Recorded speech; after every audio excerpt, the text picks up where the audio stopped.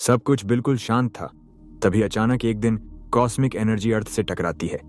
लोगों के फोन पर वार्निंग मैसेज आने लगे कि दूसरी दुनिया के सबसे शक्तिशाली बीइंग्स ने अर्थ पर अटैक कर दिया है। सभी लोग अपने आसपास के शेल्टर की तरफ जाएं। वहीं हम एक लड़के को देखते हैं जो कि एक मॉन्स्टर के सामने खड़ा होता है। नाम है उसका कुओरोबिहीगुई। वह मॉन्स्टर से कहता है कि वह उसे नहीं हारने वाला, पर साला मॉन्स्टर उसको तुरंत चबा गया, उसकी प्राइड के साथ। फिर टाइम बैक करता है।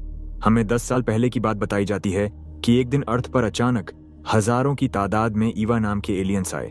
उन हजारों ईवा ने अर्थ पर एक साथ अटैक कर दिया। ह्यूमन वेपन्स इन ईवास के सामने बेकार साबित हुए। लग रहा था जैसे कि अब इंसानियत का अंत निश्चित है। लेकिन जब ईवा एलियंस अर्थ पर आए तो उन्होंने एक स्पेशल एनर्जी पूरी दुनिया में फैला दी। जब यह एलिमेंट सब जगह फैल गया तो उसकी वजह से सब इंसान के अंदर की अल्फा एबिलिटीज खुद ब खुद जाग गई। जैसे हर नॉर्मल आदमी के अंदर छिपी हुई ताकत एक्टिवेट हो गई। सब लोग एक तरह से सुपर ह्यूमन बन गए। इस तरह वे ईवास के खिलाफ काउंटर अटैक करने लगे। फिर हमें प्रेजेंट डे हाची स्कूल का सीन दिखाया जाता है। यह स्कूल कंट्री का टॉप ट्रेनिंग इंस्टीट्यूट है जो कि 15 साल से बड़े बच्चों को गिदर करता है जिनके पास आशाधारण अल्फा एबिलिटीज हों, ताकि उन्हें और भी ताकतवर बनाकर स्ट्रांगेस्ट फाइटिंग फोर्स में शामिल किया जा सके। हाँ, अब गुई भी यहाँ आ चुका है। वह भी इस इंस्टीट्यूट का ही एक स्टूडेंट है, लेकिन वह यहाँ पार्ट टाइम जेनेटर की जॉब भी करता है। एक रिच लड़का गुई पर खाली कैन फेंकते हुए कहता है, ओ ये बिना अल्फा एबिलिटीज वाले लड़के, अपना काम ठीक से कर और जल्दी ये सारा कचरा साफ कर दे। इस दुनिया में इंसानों को उनकी अल्फा एबिलिटीज देखकर कुछ रैंक में डिवाइड किया जाता है। रैंक F से लेकर S तक होती है। रैंक D से लेकर S तक के इंसानों को स्पेशल सोल्जर कहा जाता है। वहीं रैंक E और F वालों को नॉर्मल सिविलियंस माना जाता है। लेकिन इन सभी इंसानों के बीच गुई एक ऐसा लड़का है जिसने अब तक अपनी अल्फा एबिलिटीज को अवेकन नहीं किया था, जिस वजह से सभी लोग उसे नीचा दिखाते हैं। स्कूल में लोग उसे अनरैंक्ड कहकर बुलाते हैं। गुई उस खाली कैन को उठाता है और उसे रिच लड़के से कहता है कि अपना कचरा खुद उठाओ, रैंक कोई मैटर नहीं करती।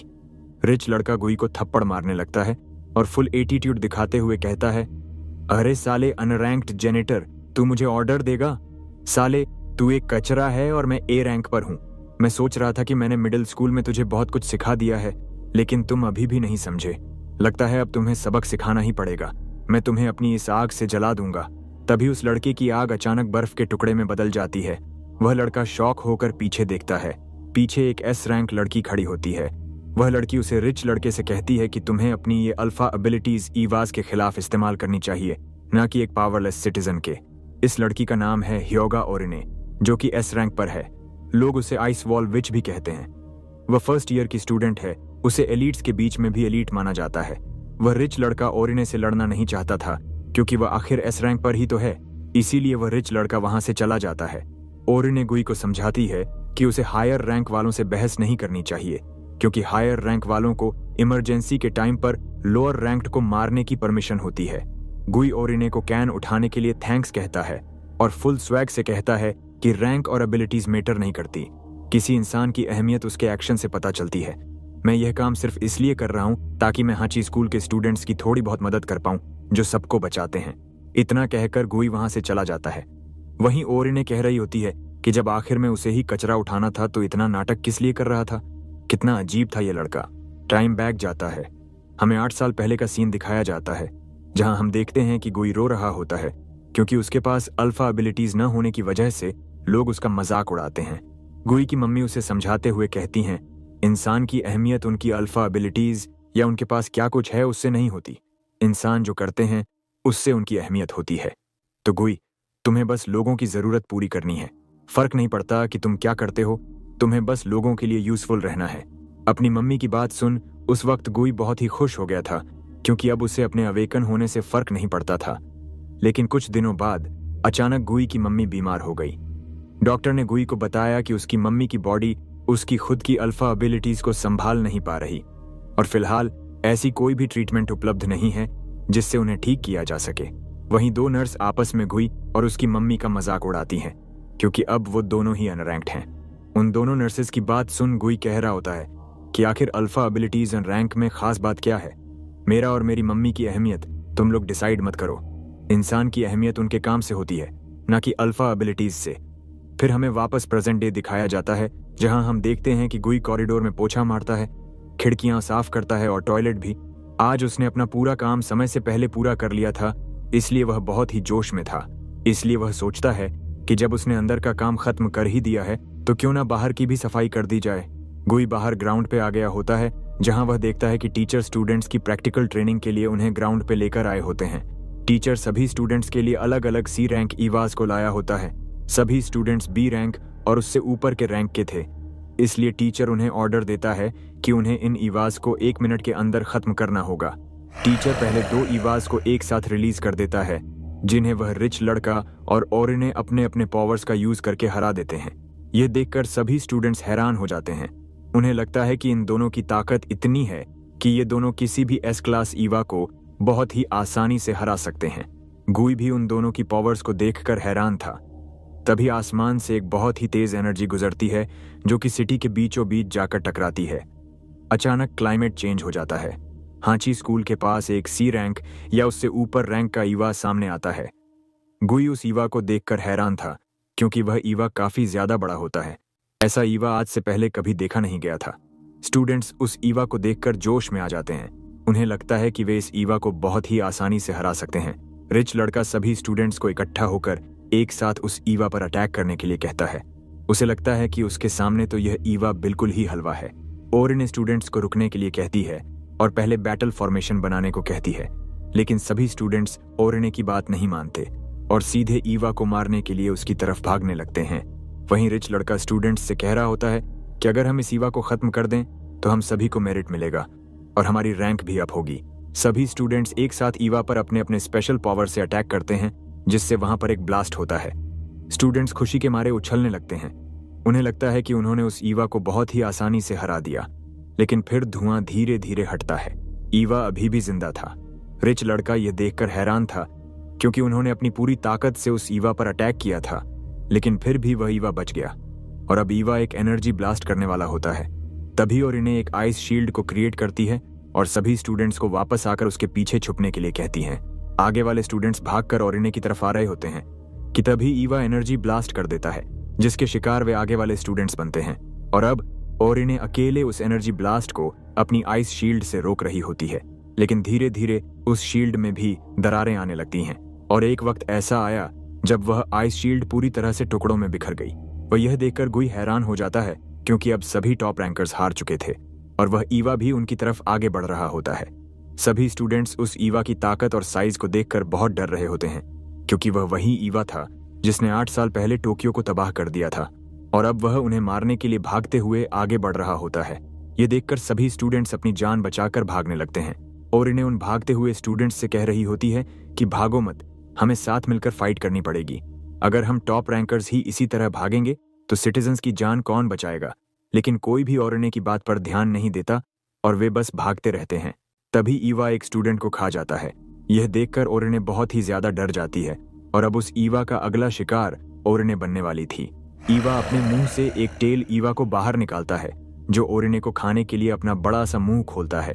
तभी वहां गुई तेजी से दौड़कर आता है और उसे मॉन्स्टर के मुंह पर पत्तों से भरे कचरे के बैग को फेंक कर मारता है। गुई को अब एक सही मौका मिल गया था। वह ओरिने को अपने कंधों पर उठाता है और तेजी से वहां से भागने लगता है। गुई एक सीवर का ढक्कन खोलता है और ओरिने को लेकर नीचे उतर जाता है। उसने पहले भी इस जगह की सफाई की थी, इसलिए उसे यहाँ के सारे रास्ते पता थे। ओरिने गुई से कहती है कि उस जैसा एक जेनिटर अपनी जान जोखिम में डालकर उसे क्यों बचा रहा है, खासकर तब जब उसके पास कोई अल्फा एबिलिटीज भी नहीं है।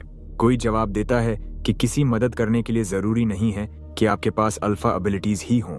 गुई का जवाब सुन ओरिने थोड़ा ब्लश करती है और गुई को उसकी जान बचाने के लिए थैंक्स कहती है।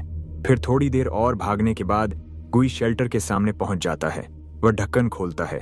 शेल्टर बिल्कुल सामने ही था, लेकिन गुई देखता है कि शेल्टर का दरवाजा अब बंद हो रहा था। यह देखकर गुई चिल्लाते हुए कहता है, रुको, थोड़ा वेट करो, हम दोनों को भी अंदर आने दो। शेल्टर के दरवाजे पर खड़ा लड़का चिल्लाकर जवाब देता है, यहाँ पहले से ही ओवर कैपेसिटी हो गई है, तो कहीं और जाकर ट्राई करो। लेकिन तभी उस लड़के की नजर ओरिने पर पड़ती है। ओरिने को देखकर वह लड़का कहता है, ये तो ह्योगा ओरिने है, एक एस रैंक स्टूडेंट, जल्दी उसके लिए एक रूम तैयार करो। गुई ओरिने को लेकर शेल्टर की तरफ बढ़ने लगता है और उस लड़के को उनकी जान बचाने के लिए थैंक्स कहता है। लेकिन तभी वह लड़का गुई को धक्का देकर दूर कर देता है और कहता है कि उसने गुई को स्कूल में देखा था, वह एक अनरैंक्ड है, उसके लिए यहाँ कोई जगह नहीं। ओरी ने उस लड़के से विनती करने लगती है कि गुई को भी अंदर आने दो, क्योंकि गुई ने उसकी जान बचाई थी। फिर ओरी ने एक फैसला करती है कि उसकी जगह गुई को अंदर आने दिया जाए, इससे ओवर कैपेसिटी नहीं होगी। तभी वहां वे आवाज आने लगते हैं। लड़का कहता है कि हमें किसी की जरूरत नहीं है, दरवाजा बंद कर दो। लेकिन गुई ओरिने को धक्का देकर शेल्टर के अंदर भेज देता है। गुई ओरिने से कहता है कि इंसान की अहमियत उनके काम से होती है, न कि अल्फा एबिलिटीज से। इस तरह गुई ओरिने को अलविदा कहता है। लेकिन अब गुई के पीछे खड़ा था वह स्ट्रॉन्गेस्ट स्पीशीज का ईवा, जो गुई को खाने के लिए बिल्कुल तैयार था। उसे देखते ही गुई की फट पड़ी होती है, लेकिन बंदा मुस्कुराते हुए सोच रहा होता है कि उसने 15 साल बिल्कुल घटिया जिंदगी जी है और अब उसका प्रतिद्वंद्वी वह ईवा है जिसे टॉप रैंकर्स भी नहीं हरा पाए। गुई एक स्टील की पाइप से ईवा के पैर पर मारता है और चिल्लाते हुए कहता है, मैं हारने वाला नहीं हूं। लेकिन होता इसका बिल्कुल उल्टा है। वह ईवा गुई को एक ही झटके में अपने मुंह में दबोच लेता है और चबाने लगता है। वहीं गुई अपनी आखिरी सांसें लेते हुए सोच रहा होता है, लोगों को बचाते हुए मरना शायद मेरे जैसे इंसान के लिए इतनी भी बुरी बात नहीं है। नहीं, असल में ये सब झूठ है। मैंने ये मानने की बहुत कोशिश की कि इंसानों की अहमियत उनके कामों से होती है, न कि अल्फा एबिलिटीज से। पर असल बात यह है कि मैं हमेशा से अल्फा एबिलिटीज चाहता था। मैं अपनी एबिलिटीज उन लोगों के सामने दिखाना चाहता था जिन्होंने मेरी माँ को नीची नजरों से देखा था। लेकिन अब ये नामुमकिन है। माँ, मुझे माफ कर देना, मैं आपके लिए कुछ नहीं कर पाया। तभी गुई के सामने एक सिस्टम प्रकट होता है। वह सिस्टम एक्टिव हुआ क्योंकि अब डेथ कंडीशन पूरी हो चुकी थी। फिर ब्लैक होल एबिलिटी एक्टिव होती है। इस एबिलिटी के एक्टिव होने से ईवा की बॉडी पर गड्ढे पड़ने लगते हैं। कंजम्पशन रेट 20% होते ही वो गड्ढे और भी बड़े होने लगते हैं। इससे ईवा को बहुत दर्द हो रहा होता है। कंजम्पशन रेट 40%, फिर 65%। इस पॉइंट पर ईवा ड्रैगन उस ब्लैक होल के अंदर समाने लगता है। कंजम्पशन रेट 90% होते ही ईवा ड्रैगन ब्लैक होल में पूरा समा जाता है और 100% पर वो ब्लैक होल एक अंडे का आकार ले लेता है और डीकम्पोजिशन एंड रिकंस्ट्रक्शन फेज में चला जाता है। अंडे में दरारें आने लगती हैं और वो अंडा अचानक टूट जाता है। उस अंडे में से गुई बाहर निकलता है, बिना कपड़ों के, पूरी तरह नग्न अवस्था में। गुई हैरान था क्योंकि थोड़ी देर पहले एक ईवा ड्रैगन ने उसे खा लिया था, फिर भी वह अब जिंदा है। लेकिन उसके लिए यह अहम नहीं था क्योंकि उसे अभी बहुत जोर से भूख लग रही थी। तभी सिस्टम प्रकट होता है और गुई को बताता है कि स्ट्रॉन्गेस्ट स्पीशीज ईवा को सफलतापूर्वक कंज्यूम कर लिया गया है। तो क्या अब आप उसकी अल्फा एबिलिटीज को इस्तेमाल करना चाहते हैं या नहीं? लेकिन गुई को कुछ भी समझ नहीं आ रहा था क्योंकि उसे अभी बस भूख लग रही थी। गुई चक्कर खाकर अंडे से नीचे गिर पड़ता है। उसके हाथ पर एक ब्लैक होल खुलता है और एक ही झटके में वह पूरे अंडे को अपने अंदर समा लेता है। गुई को अपने सपने में ड्रैगन की आवाज सुनाई देती है। ड्रैगन गुई से अपनी शक्तियां वापस मांग रहा होता है। गुई उस ईवा ड्रैगन को अपने सामने देख हैरान था। तभी ईवा ड्रैगन उसे खाने के लिए मुंह खोलता है और कहता है, मेरी बॉडी वापस दो। तभी गुई चिल्लाते हुए अपनी आंखें खोलता है। वह अब अस्पताल के एक बिस्तर पर होता है। गुई हैरानी से कहता है, क्या उस स्ट्रॉन्गेस्ट स्पीशीज ईवा ड्रैगन ने मुझे खा नहीं लिया था? तो मैं अभी जिंदा कैसे हूँ? फिर गुई अपने हाथ पर उस ब्लैक होल को नोटिस करता है। उसे लगता है कि यह काली चीज जो उसके हाथ पर है वो एक खरोंच है। तभी उस ब्लैक होल में से वह ईवा ड्रैगन बाहर निकलता है और गुई पर चिल्लाते हुए कहता है, अबे चोर कहीं के, मेरी बॉडी वापस दे। गुई उस ईवा ड्रैगन से पूछता है, तू आखिर है कौन? जिस पर ईवा ड्रैगन कहता है, ये मूर्ख लड़के, क्या तुम हमें न जानने का नाटक कर रहे हो? क्या तुम हमारे ये शानदार सींग और ये तीखे नुकीले दांत नहीं देख रहे जो सब कुछ चीर सकते हैं? मैं उन जीवों का राजा हूं जिन्हें तुम इंसान ईवा कहते हो। मैं स्ट्रॉन्गेस्ट स्पीशीज हूं। कोई हैरानी से कहता है, क्या तुम स्ट्रॉन्गेस्ट स्पीशीज हो? लेकिन तुम तो बिल्कुल अलग दिख रहे हो। ईवा ड्रैगन अपने सींग दिखाते हुए कहता है कि वह पूरी तरह से नहीं बदला है। उसके सींगों का पैटर्न अब भी पहले जैसा ही है। गुई ईवा ड्रैगन का दिल रखने के लिए कह देता है, हाँ, तेरे सींग तो सच में वैसे ही लग रहे हैं। लेकिन ईवा ड्रैगन समझ जाता है कि गुई को अभी भी उस पर भरोसा नहीं है। इसलिए ईवा ड्रैगन गुई को भरोसा दिलाने के लिए अपना असली नाम बताने वाला था, जो कि पूरे ब्रह्मांड में सिर्फ कुछ ही लोगों को पता है। लेकिन तभी ईवा ड्रैगन को याद आता है, साला, मैं अपना नाम खुद ही भूल गया। ये देख गुई ईवा ड्रैगन को मारने लगता है और कहता है, तू स्ट्रॉन्गेस्ट स्पीशीज हो ही नहीं सकता। मेरे साथ मजाक मत कर। और अगर तू सच में स्ट्रॉन्गेस्ट स्पीशीज है तो तूने कई सारे स्टूडेंट्स की जान ले ली। अब मर और प्रायश्चित कर। ईवा ड्रैगन गुई से कहता है, अरे मूर्ख, क्या तुझे याद नहीं कि तू पहले ही मुझे खा चुका है? और सबूत के तौर पर देख सकता है कि तेरी बॉडी मेरी बॉडी से बनी है। ये सुन गुई ईवा ड्रैगन को छोड़ देता है। ईवा ड्रैगन उसे बताता है कि उसने सोचा कि उसने गुई को खा लिया है, लेकिन अचानक उसकी बॉडी अंदर ही अंदर खींचने लगी और अब आखिर में वह इस तरह का बन गया और इंसानों की भाषा भी बोल सकता है। गुई ईवा ड्रैगन से कहता है, तो क्या मेरी बॉडी स्ट्रॉन्गेस्ट स्पीशीज की बॉडी से बनी है? जिस पर ईवा ड्रैगन गुई पर चिल्लाते हुए कहता है, मूर्ख, तुझे ये बात अब समझ में आ रही है? मैं तुझे कब से यही तो कह रहा हूं। तभी गुई को किसी के पैरों की आवाज सुनाई देती है और वह ईवा ड्रैगन को तुरंत अपने पीछे छुपा लेता है। हम देखते हैं कि वहां ओरिन आ चुकी होती है, जो गुई को देखकर हैरान हो जाती है और खुश होकर कहती है, कुरोबोशी गुई-सान, तुम उठ गए, और इसके लिए वह भगवान का शुक्रिया अदा करती है। गुई ओरिन से कहता है कि तुम हाची स्कूल से हो ना? जिस पर ओरिन कहती है, क्या तुम मुझे इतनी जल्दी भूल गए? मैं ओरिन ह्योगा हूँ। गुई हल्के से हंसता है और कहता है, अच्छा तुम ह्योगा ओरिन हो तो मैं तुम्हें ओरिन कहूंगा, वैसे तुम भी मुझे गुई कहकर बुला सकती हो। ओरिन गुस्से में कहती है, उस वक्त तुम्हें मेरे ऑर्डर्स मानने चाहिए थे, क्योंकि हायर रैंकर्स का काम होता है सिटीजन्स को बचाना, तो उस वक्त तुम्हें मेरे ऑर्डर्स के खिलाफ नहीं जाना चाहिए था। गुई जवाब देता है, मैं तुम्हारे ऑर्डर्स के खिलाफ नहीं गया, मैंने बस वही किया जो मैं कर सकता था। तभी कमरे में अचानक ठंडी हवा बहने लगती है और ओरिन गुई से पूछती है, उस दिन तुमने उस स्ट्रॉन्गेस्ट स्पीशीज के खिलाफ कैसे सर्वाइव किया, और एक हफ्ता पहले वो स्ट्रॉन्गेस्ट स्पीशीज अचानक कहाँ गायब हो गया? कोई हैरानी से कहता है कि क्या इस बात को एक हफ्ता बीत गया? ओरिन गुई को बताती है कि हाँ, इस बात को एक हफ्ता बीत चुका है और वह अभी 8th स्पेशल फोर्सेस हॉस्पिटल में है, इतने दिनों से अनकॉन्शियस था। ओरिन गुई को अभी की हालत बताने के लिए टीवी चालू करती है, जहां रिपोर्टर बता रहा होता है कि जो स्ट्रॉन्गेस्ट स्पीसीज अचानक अपीयर्ड हुआ था, वह सडनली कहीं गायब हो गया है। इन्वेस्टिगेशन अभी भी जारी है। स्ट्रॉन्गेस्ट स्पीसीज के हमले के दौरान सभी रेडियोस खराब हो चुके थे और कैमरास भी डिस्ट्रॉयड हो गए थे, तो अब कोई भी रिकॉर्ड नहीं है जिससे ये पता लगाया जा सके कि वह स्ट्रॉन्गेस्ट स्पीसीज अचानक कहाँ गायब हो गया। लेकिन आई विटनेसेस के मुताबिक जब स्ट्रॉन्गेस्ट स्पीसीज गायब हुआ था, तब वहां एक लड़का था। आई विटनेसेस का यही कहना है, लेकिन आखिर वह लड़का कौन है, ये अभी भी जानना बाकी है। गुई हैरानी से कहता है कि तो क्या वह मिस्टीरियस लड़का मैं ही हूं? जिस पर ओरिन कहती है कि हाँ, तुम सही समझे, तो अब मुझे बताओ कि उस दिन शेल्टर के बाहर क्या हुआ था। स्ट्रॉन्गेस्ट स्पीसीज एवा के पास पूरी की पूरी ह्यूमैनिटी को डिस्ट्रॉय करने की ताकत थी, इसीलिए हमें जल्द से जल्द उसके बारे में पता लगाना होगा, और मैं यहाँ 8th स्पेशल फोर्सेस की एस रैंकर के तौर पर तुमसे कुछ सवाल पूछने आई हूँ, तो जल्दी से मुझे सब कुछ सच सच बता दो। जिस पर गुई ओरिन से कहता है, तुम्हें सच जानना है तो ठीक है, मैं तुम्हें सब कुछ बताऊंगा। फिर गुई ओरिन को बताने लगता है कि उस दिन जब स्ट्रॉन्गेस्ट स्पीसीज, तभी ईवा ड्रैगन बाहर आता है और वह गुई पर चिल्लाते हुए कहता है, अरे मूर्ख कहीं के, इतनी आसानी से कोई सच कैसे बता सकता है? वहीं गुई को अपना सिर पकड़े देख ओरिन गुई से कहती है, क्या वह ठीक है? जिस पर गुई कहता है कि उसके सिर में बस थोड़ा सा दर्द है। ईवा ड्रैगन कहता है, उसे कह दे कि तूने अपनी बॉडी को स्ट्रॉन्गेस्ट स्पीसीज से बनाया है और फिर वो तुझे मार देंगे, यही तो चाहता है ना तू? गुई कहता है, शायद तुम सही कह रहे हो, लेकिन झूठ बोलना मुझे सही नहीं लगता। फिर गुई ओरिन को ईवा ड्रैगन दिखाने लगता है और बताता है कि उसने अपनी अल्फा एबिलिटी से स्ट्रॉन्गेस्ट स्पीसीज को निगल लिया है। ये सुनकर ओरिन शॉक हो जाती है, लेकिन फिर कहती है कि उसे गुई के हाथों में कुछ भी नहीं दिख रहा। आखिर वह करना क्या चाहता है? ओरिन की बात सुन गुई हैरान था।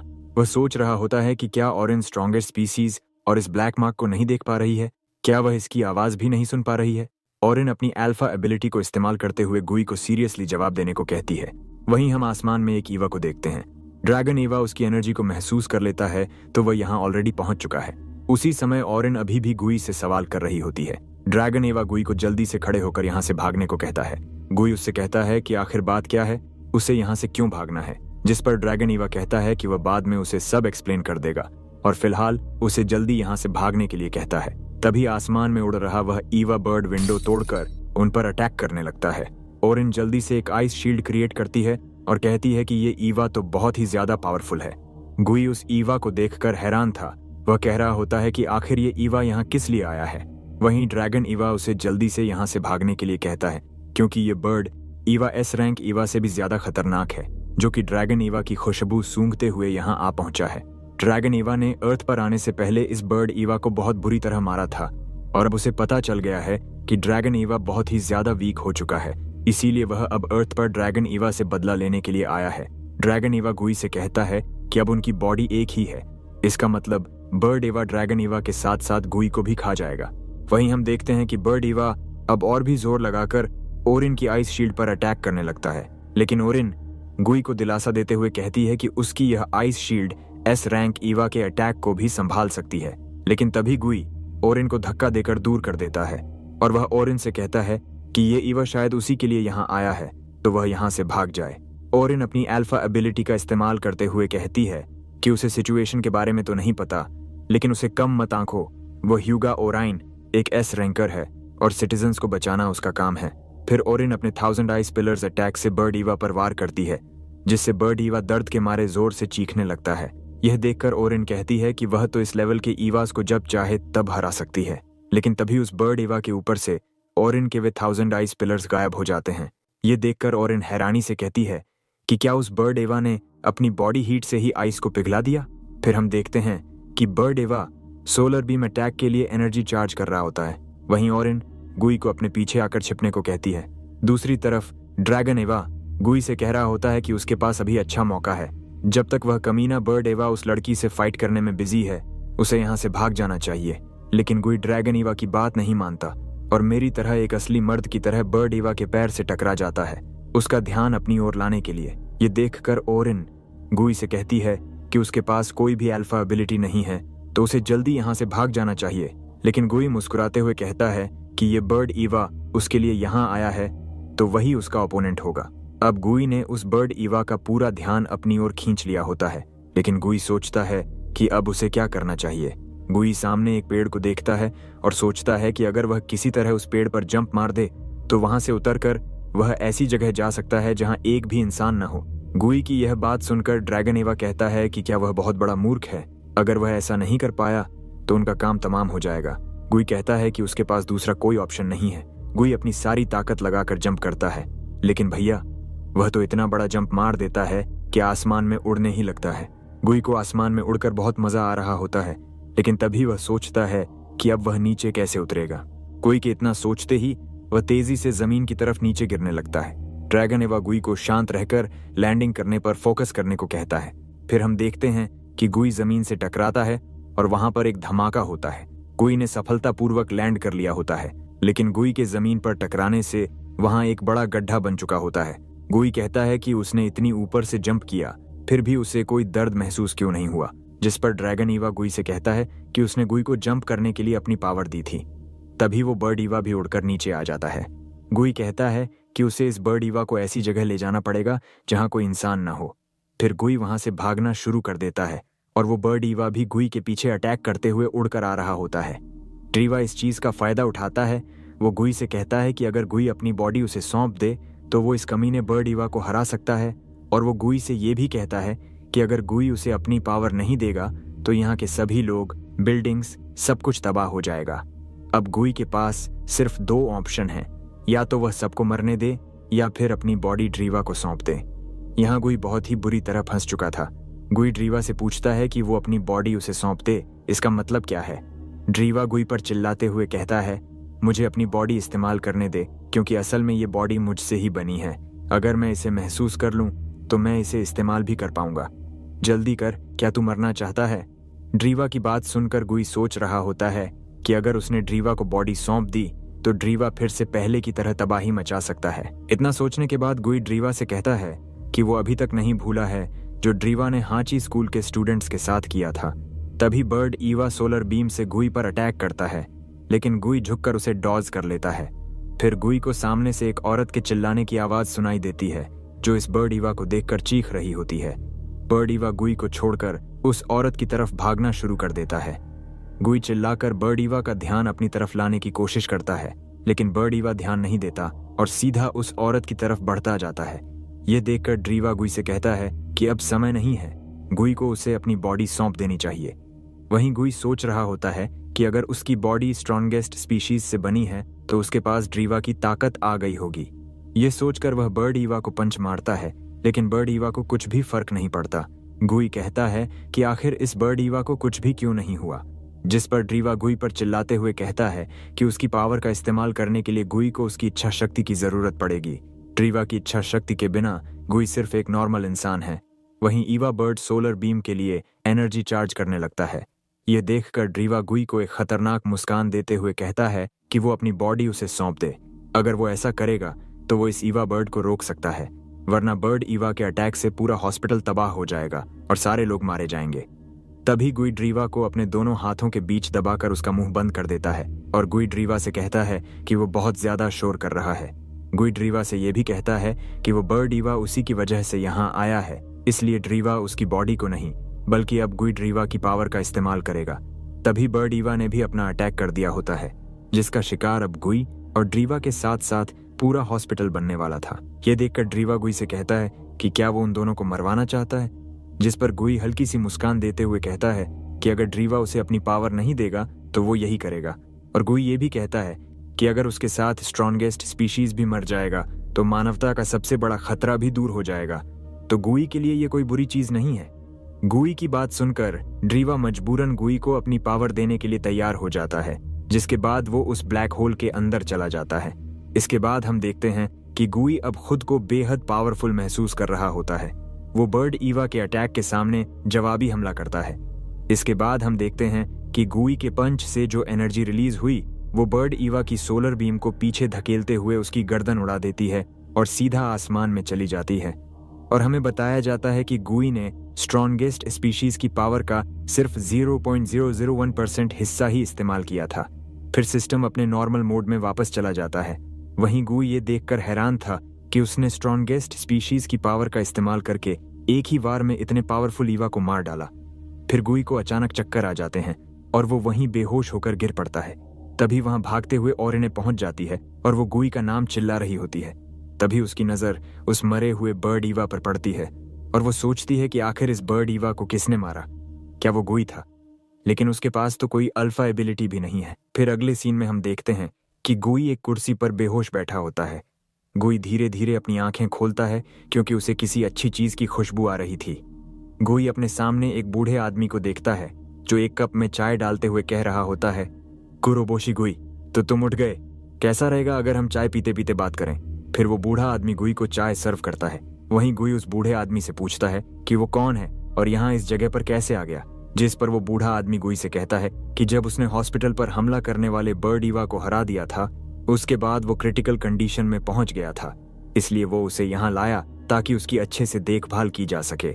और वो बूढ़ा आदमी इस जगह के बारे में बताते हुए कहता है कि ये जगह हाची स्कूल की अंडरग्राउंड ट्रेनिंग फैसिलिटी है, जिसे ईवा के अटैक के समय शेल्टर की तरह भी इस्तेमाल किया जाता है। ये जगह बाहरी और अंदरूनी दोनों तरह के हमलों को सहन कर सकती है। फिर वो बूढ़ा आदमी अपना परिचय देते हुए कहता है कि वो एक एस रैंकर है और उसका नाम निशिकी रियोगेन है। वो 8वीं स्पेशल फोर्सेस का कमांडर है और 8वीं स्पेशल फोर्सेस ट्रेनिंग स्कूल यानी हाची स्कूल का प्रिंसिपल है। निशिकी रियोगेन का नाम सुनकर गुई हैरान होते हुए कहता है कि उसने उसके बारे में सुना है। निशिकी रियोगेन ने 8 साल पहले टोक्यो में हमला करने वाली स्ट्रॉन्गेस्ट स्पीशीज को हराया था और वो देश का सबसे ताकतवर स्पेशल सोल्जर भी है। जिस पर निशिकी रियोगेन गुई से कहता है कि वो टेक्निकली उसका बॉस है क्योंकि गुई हाची स्कूल में एक जेनेटर की जॉब करता है, तो गुई को उसे इतनी कैजुअली एड्रेस नहीं करना चाहिए। वहीं ड्रीवा सोच रहा होता है कि ये आदमी तो बड़ा खतरनाक है और अभी जैसी मेरी हालत है, मैं इसके सामने 1 मिनट भी नहीं टिक पाऊंगा, तो मुझे थोड़ी देर के लिए चुप रहना चाहिए। गुई रियोगेन से पूछता है कि वैसे वो अभी अंडरग्राउंड ट्रेनिंग फैसिलिटी में क्या कर रहे हैं। तभी गुई ओरिने को वहां नोटिस करता है। ओरिने को ठीक ठाक देखकर गुई खुश होता है। तभी वहां पर वही लड़की आती है जो हॉस्पिटल के बाहर बर्ड ईवा को देखकर चिल्लाई थी। वो लड़की अपना इंट्रोडक्शन देते हुए कहती है कि उसका नाम युनागी सेनरी है और वो एक ए रैंकर है और वो गुई को उसकी मदद करने के लिए थैंक्स भी कहती है। गुई सेनरी के कपड़े देखकर उससे पूछता है कि क्या वो भी हाची स्कूल की स्टूडेंट है, लेकिन गुई को अभी भी ये बात समझ नहीं आ रही थी कि यहाँ बैठे सभी लोगों में से उसे छोड़कर बाकी सब लोग टॉप रैंकर्स ही क्यों हैं। जिस पर रियोगेन गुई से कहता है कि वो उसे सब कुछ एक्सप्लेन करेगा, लेकिन पहले वो ये स्नैक्स खा ले जो उसने खुद अपने हाथों से बनाए हैं। उन प्यारे कुकीज को देखकर गुई से रहा नहीं गया और वो फटाफट खाना शुरू कर देता है। तभी रियोगेन मुद्दे पर आता है। वो गुई से पूछता है कि क्या ये बात सच है कि उसने स्ट्रॉन्गेस्ट स्पीशीज को खा लिया है और अब वो उसके एलिमेंट का इस्तेमाल कर सकता है। ये सुनकर गुई के मुंह से चाय बाहर निकल जाती है और वो हैरानी से कहता है कि उसे इसके बारे में कैसे पता चला, क्या ओरिने ने उसे बताया? जिस पर रियोगेन गुई से कहता है कि ओरिने ने उसे कुछ नहीं बताया, बल्कि उसने गुई को मॉनिटर किया है जब से वो यहाँ आया है। एलिमेंट वो चीज है जो ईवा अपने स्पेस से धरती पर लाए थे और वही एलिमेंट ईवा की एनर्जी सोर्स है। और इंसानों की अल्फा एबिलिटीज के अवेकन होने का कारण भी। ह्यूमन टेक्नोलॉजी एलिमेंट को डिटेक्ट नहीं कर सकती, यहाँ तक कि टॉप रैंकर्स भी केवल अस्पष्ट रूप से उसकी प्रेजेंस का अनुमान ही लगा सकते हैं। यहाँ काम आती है सेनरी की अल्फा एबिलिटी, जो कि बहुत ही खास और रेयर है। वो न सिर्फ एलिमेंट को देख सकती है बल्कि उसको एनालाइज भी कर सकती है। इसीलिए रयोगेन उसे गुई को मॉनिटर करने के लिए रखता था।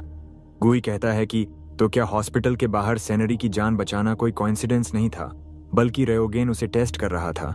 रयोगेन गुई को बताता है कि 8 साल पहले स्ट्रॉन्गेस्ट स्पीशीज अकेला टोक्यो में अपीयर हुआ था।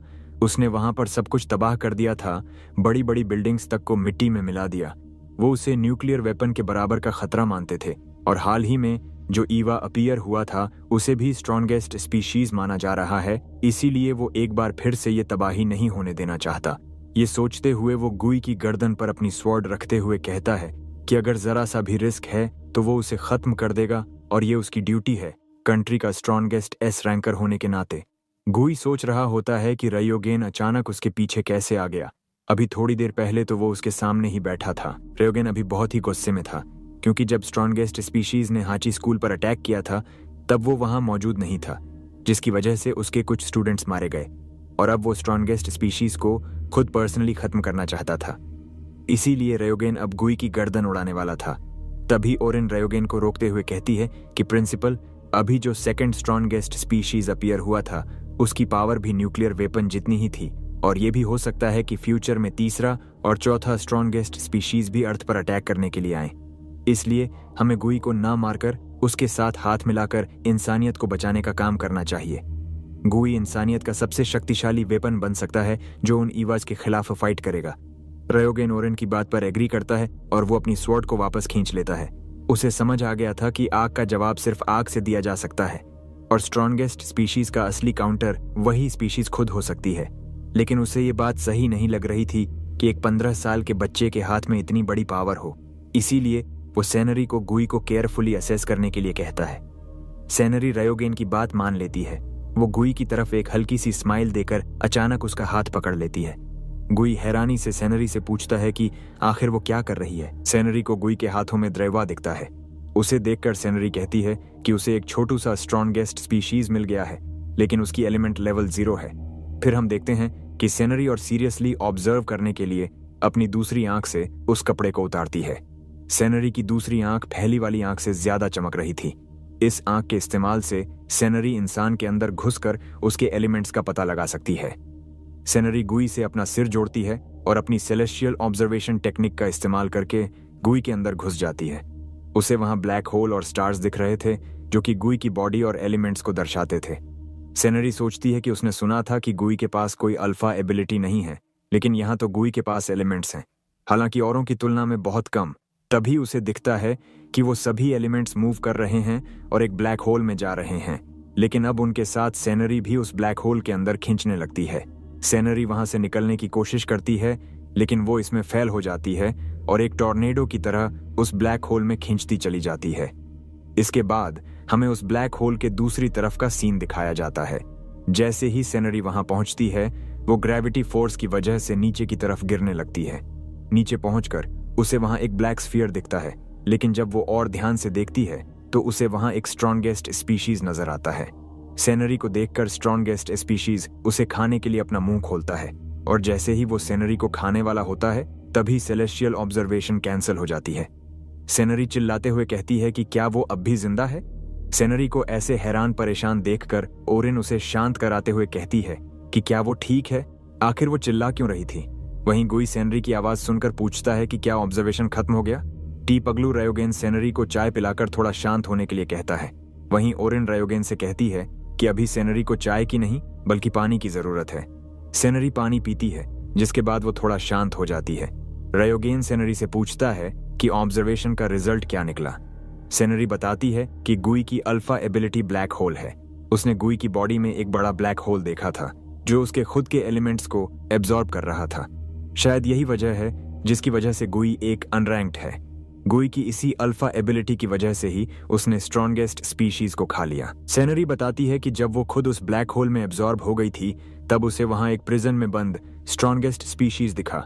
रयोगेन सेनरी से स्ट्रॉन्गेस्ट स्पीशीज की हालत के बारे में पूछता है। सेनरी बताती है कि स्ट्रॉन्गेस्ट स्पीशीज ने उस पर अटैक किया था। ये सुनकर रयोगेन गुई की गर्दन पर अपनी स्वॉर्ड रख देता है।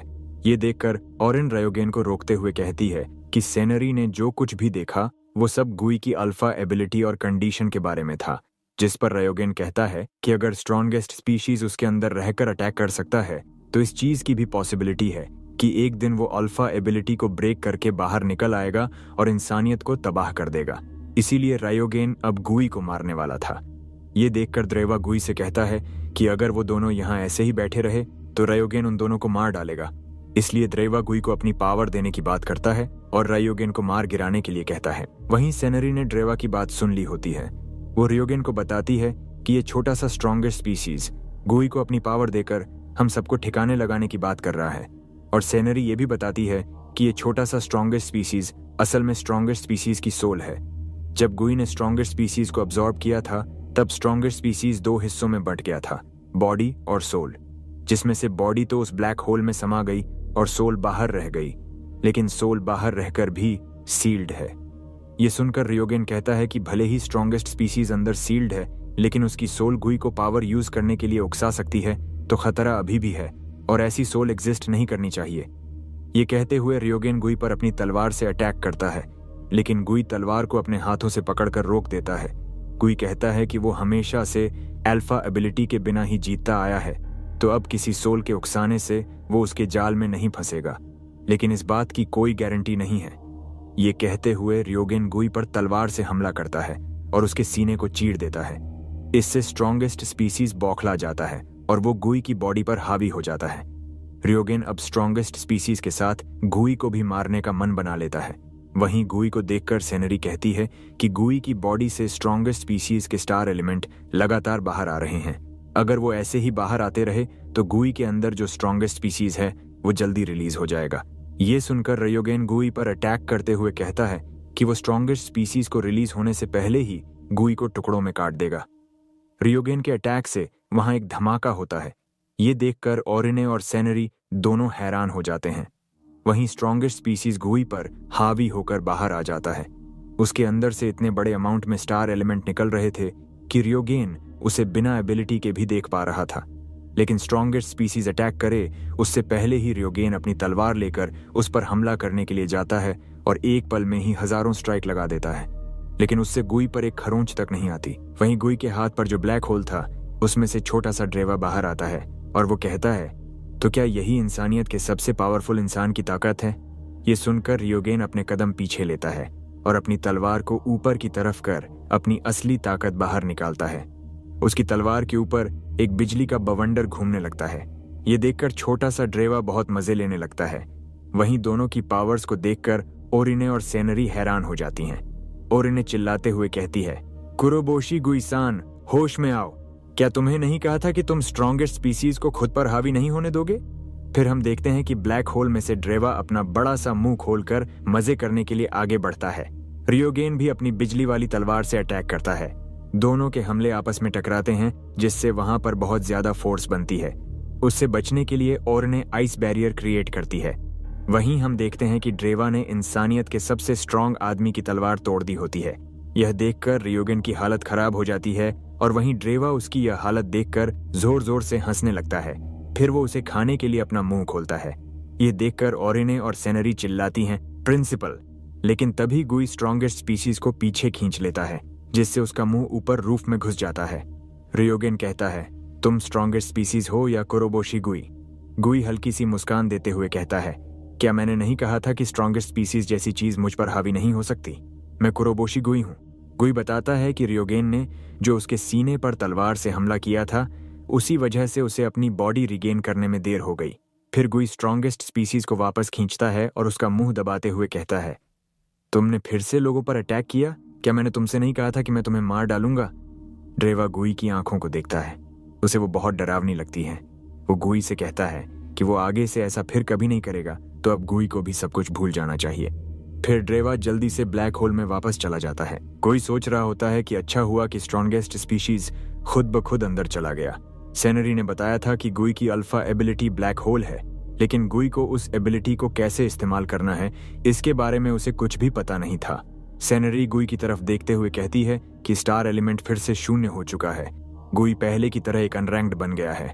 वहीं रियोगेन जोर जोर से हंसने लगता है और गुई से कहता है कि एक क्रिटिकल अनकॉन्शियस स्टेट से लेकर स्ट्रॉन्गेस्ट स्पीशीज को रिलीज करने तक, और फिर भी बिना एक भी इंसान को चोट पहुंचाए उसने उस स्ट्रॉन्गेस्ट स्पीशीज को दोबारा अपनी ही बॉडी के अंदर सील कर दिया। और रियोगेन प्रिंसिपल होने के अधिकार से गुई को हांची स्कूल में स्पेशल एनरोलमेंट देने का वादा करता है। गुई रियोगेन से कहता है कि आखिर वह ये सब क्या कह रहा है। रियोगेन बताता है कि वह उसे टेस्ट कर रहा था ताकि अगर भविष्य में स्ट्रॉन्गेस्ट स्पीशीज दोबारा इन्वेड करें तो इंसानों को भी उतनी ही ताकत चाहिए होगी जितनी उनके पास है। लेकिन उसने यह भी कहा कि वो ताकत सिर्फ ह्यूमंस के कंट्रोल में रहनी चाहिए। इसी वजह से उसने गुई का टेस्ट लिया था ताकि यह देख सके कि क्या वह सच में स्ट्रॉन्गेस्ट स्पीशीज को डोमिनेट कर सकता है। जिस पर गुई कहता है कि हर कोई उसे क्यों टेस्ट कर रहा है, पहले सेनरी और अब प्रिंसिपल भी। और अब अगला, मुझे हांची स्कूल में स्पेशल एनरोलमेंट दिया जा रहा है जहां सिर्फ टॉप रैंकर्स ही जा पाते हैं और मेरे पास तो कोई अल्फा एबिलिटी भी नहीं है। तो क्या मुझे फिर से टेस्ट करने की प्लानिंग की जा रही है? रियोगेन गुई से कहता है कि तो क्या वह उससे डिससैटिस्फाइड है, जिस पर गुई कहता है कि वह डिससैटिस्फाइड नहीं है, वह बस वही करेगा जो वह कर सकता है। वह हांची स्कूल जाएगा ताकि सबको बचाने के लिए लड़ सके, और अगर उसके पास एबिलिटीज नहीं है तो वह सफाई करेगा या जो भी हो सकेगा सब करेगा ताकि उन लोगों को सपोर्ट दे सके जो इंसानियत को बचाने के लिए लड़ रहे हैं। और अगर कभी उसके पास एबिलिटीज आ गईं तो वह उन्हें भी पूरी शिद्दत से इस्तेमाल करेगा, जितना हो सके उतना करने के लिए।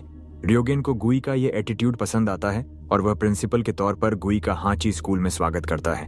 फिर रियोगेन गुई से उसके जख्म दिखाने को कहता है ताकि वह उन्हें ठीक कर सके, लेकिन रियोगेन देखता है कि गुई के जख्म पहले ही भर चुके हैं। रियोगेन सोचता है कि गुई की बॉडी स्ट्रॉन्गेस्ट स्पीशीज के मांस से बनी है, इसीलिए उसकी बॉडी ने खुद को इतनी जल्दी हील कर लिया। फिर रियोगेन ह्योगा ओरिने को बताता है कि कुरोबोशी आज से उसकी क्लास का हिस्सा बनेगा। क्योंकि ह्योगा टॉप स्टूडेंट थी, रियोगेन ने उससे कहा कि वह कुरोबोशी का हर तरह से ध्यान रखे और उसकी मदद करे, जिस पर ओरिने कहती है कि वह समझ गई और अपना बेस्ट देगी। और रियोगेन सेनरी की भी क्लास बदल देता है और उसे भी उन दोनों के साथ उसी क्लास में डाल देता है ताकि वह गुई पर नजर रख सके। सेनरी का एक्साइटमेंट उसकी आंखों में साफ दिख रहा था। स्ट्रॉन्गेस्ट स्पीशीज को ऑब्जर्व करने का मौका मिलते ही वह पूरी तरह से फायर अप हो गई। पहले उसे जरूर सरप्राइज मिला था, लेकिन अब उसने ठान लिया कि वह अपनी नजर एक पल के लिए भी कुरोबोशी उर्फ स्ट्रॉन्गेस्ट स्पीशीज से नहीं हटाएगी। वहीं सेनरी की बात सुनकर ड्रेवा सोच रहा होता है कि हे मेरे पुरखों, हमको इस लड़की से जरा बचा के रखियो, इसे देखकर हमको बड़ा डर लगता है जी। वहीं टी पगलू रियोगेन अपनी बोतल से चाय निकालते हुए ओरिने से चाय पीने के लिए पूछता है, लेकिन ओरिने उसे मना कर देती है, जिस पर रियोगेन कहता है, अच्छा हुआ तुमने मना कर दिया, वैसे भी मेरे पास बस एक कप चाय बची थी। मजाक से हटकर रियोगेन ओरिने से कहता है कि अगर कभी कुरोबोशी के अंदर जो स्ट्रॉन्गेस्ट स्पीशीज है वह बरसर्क हो जाए तो ह्योगा को अपनी अल्फा एबिलिटी का इस्तेमाल करके न सिर्फ उस स्ट्रॉन्गेस्ट स्पीशीज को बल्कि कुरोबोशी को भी एलिमिनेट कर देना होगा। रियोगेन की बात सुनकर ओरिने एकदम से चौंक जाती है। उसके चेहरे पर हैरानी साफ दिख रही थी। उसने कहा कि वह तो अक्सर एस रैंक या उससे भी ऊपर के ईवाज को हैंडल करने के कारण क्लास में ही अनुपस्थित रहती है। हाँ, अगर वह खुद मौजूद होगी तो सिचुएशन संभाल लेगी, लेकिन जब वह नहीं होगी तो जिम्मेदारी दूसरों पर आएगी। और पिछली बार स्ट्रॉन्गेस्ट स्पीशीज का सामना करते वक्त वह बहुत कमजोर पड़ गई थी। रियोगेन ओरिने से कहता है कि उसने सुना था कि ओरिने की आइस वॉल को स्ट्रॉन्गेस्ट स्पीशीज ने तोड़ दिया था, लेकिन उसने तुरंत ही यह भी कहा कि अपनी अल्फा एबिलिटी आइस स्टार 1 यूरोपस के साथ ओरिने के पास इतनी शक्ति है कि वह कुरोबोशी को संभाल सकती है उससे पहले कि स्ट्रॉन्गेस्ट स्पीशीज रिलीज हो। उसने इस बात पर भी इशारा किया कि अगर ह्योगा सच में चाहती तो यह सब काफी पहले ही कर चुकी होती। और फिर उसने ठंडी नजर से उसे घूरते हुए पूछा, क्या यह बात सही नहीं है? जिस पर ओरिने धीरे से हिचकिचाहट के साथ कहती है, हाँ, यह सच है। ओरिने की हल्की सी हिचकिचाहट देखकर रियोगेन ने उसे तुरंत रोक दिया। उसने ठंडी और सख्त आवाज में समझाया कि ओरिने के पास इनकार करने का कोई हक नहीं है। यह एक एस रैंकर की ड्यूटी है और पूरे कंट्री में सिर्फ 10 ही एस रैंकर्स हैं। उनका असली मकसद देश को प्रोटेक्ट करना है, चाहे कुछ भी हो जाए। ओरिने ने गहरी सांस लेकर अपनी बात रखी। उसने कहा कि अगर कुरोबोशी गुई के अंदर की स्ट्रॉन्गेस्ट स्पीशीज कभी बरसर्क हो जाए और वह किसी और को नुकसान पहुंचाए तो उससे पहले ही वह उसे एलिमिनेट कर देगी। उसके लिए यह सिर्फ एक एस रैंकर की ड्यूटी नहीं थी, बल्कि कुरोबोशी गुई के प्रति उस कर्ज को चुकाने का तरीका भी था जो उसने उसकी जान बचाकर दिया था। ओरिने की बात सुनकर रियोगेन खुश होता है। फिर वह गुई को पुकारकर उसे लाइटिंग एबिलिटी दिखाता है और पूछता है कि क्या वह उसे महसूस कर पा रहा है। गुई कहता है कि वह कुछ भी महसूस नहीं कर पा रहा है। गुई का जवाब सुनकर रियोगेन समझ जाता है कि गुई को एलिमेंट और अल्फा एबिलिटी की बेसिक नॉलेज तक नहीं है। उसने ओरिने और सेनरी को एक इम्पॉर्टेंट मिशन दिया कि उन्हें कुरोबोशी गुई के हाची स्कूल में एनरोलमेंट से पहले मिलकर कुरोबोशी को स्टार एलिमेंट्स के बारे में सिखाना होगा। गुई स्ट्रॉन्गेस्ट स्पीशीज को सप्रेस कर सकता है, लेकिन उसे अल्फा एबिलिटीज और स्टार एलिमेंट्स की बेसिक नॉलेज तक नहीं है। रियोगेन ने उन्हें याद दिलाया कि यह एक ऐसा मिशन है जो पूरी ह्यूमैनिटी की सर्वाइवल को प्रभावित कर सकता है, इसीलिए उन्हें हर हाल में इसमें कामयाब होना ही होगा। सभी स्टूडेंट्स एक साथ जोर से बोले, यस।